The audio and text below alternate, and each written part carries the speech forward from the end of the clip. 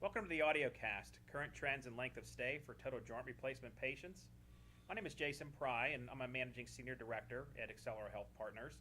Joining me is Dawn Demarest. Dawn is a director of the joint replacement program for Accelero and also has her MBA, MSN, and RN. We know that total joint patients continue to spend less and less time in the hospital post-operatively. So today we're going to discuss some of the potential impacts to care and how really a shorter length of stay can still lead to a positive long-term outcome. So Dawn, Medicare continues to shorten the geometric mean length of stay for total joint patients. What are some of the current trends? Well, what we've seen is those hospitals that have implemented deliberate care processes to reduce length of stay have been able to effectively discharge patients day 2 or less 91% of the time. And with that shorter length of stay, what are some of the potential risks? Well, some of the potential risks, balancing patient satisfaction, readmission rates, and overall quality is challenging when managing lower length of stay requirements. The key to this balance is through increasing efficiency and effectiveness. And this comes with streamlining processes so that staff can focus on the best patient outcomes in a short time frame. Patient preparation before and throughout their inpatient stay, albeit short, is vital to ensure that they are ready to be discharged and reduce the likelihood of readmission. So you may only have 1 or 2 days of direct care with that patient. What are progressive orthopedic programs doing to maximize recovery during a shorter period of time? Well, Jason, better outcomes start before surgery. Patients need to be well prepared for their joint replacement. This preparedness comes in the way of good medical management of comorbidities, consistent messaging from the surgeon's office to discharge, strengthening prior to surgery, and setting expectations through standardized, thorough patient education prior to and after their surgery. All right, so with all of that, what should hospitals be coordinating with patients ahead of their surgery to influence an optimal outcome? Patients should ensure that their medical comorbidities are well managed, and that is 1 to 2 months before surgery. For example, HbA1c level, anemia, any sleep apnea, or high blood pressure.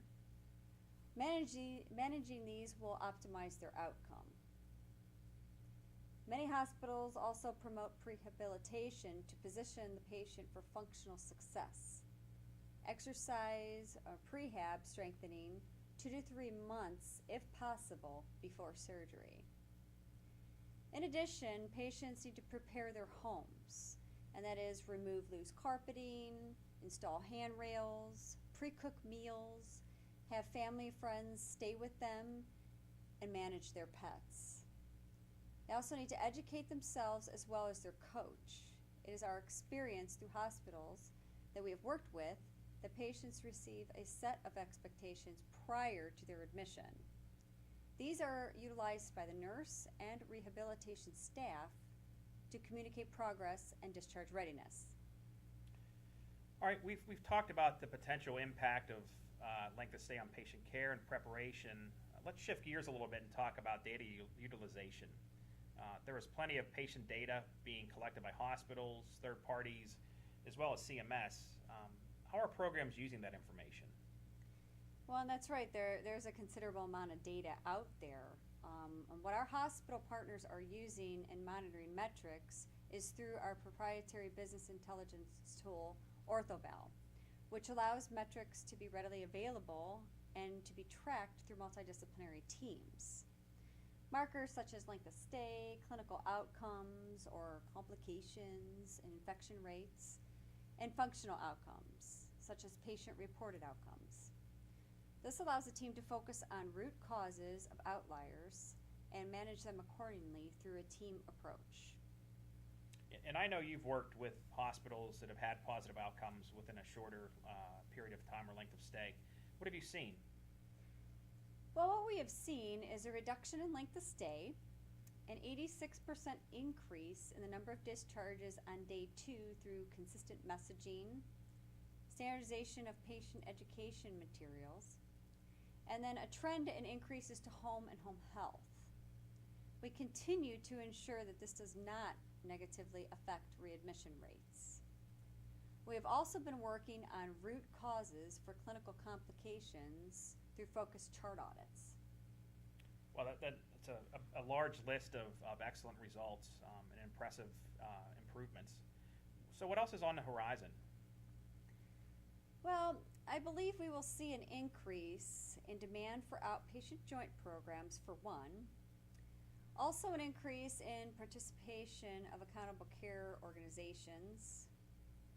And I would think more benefit to participate in bundle payment initiatives. Yeah, I agree.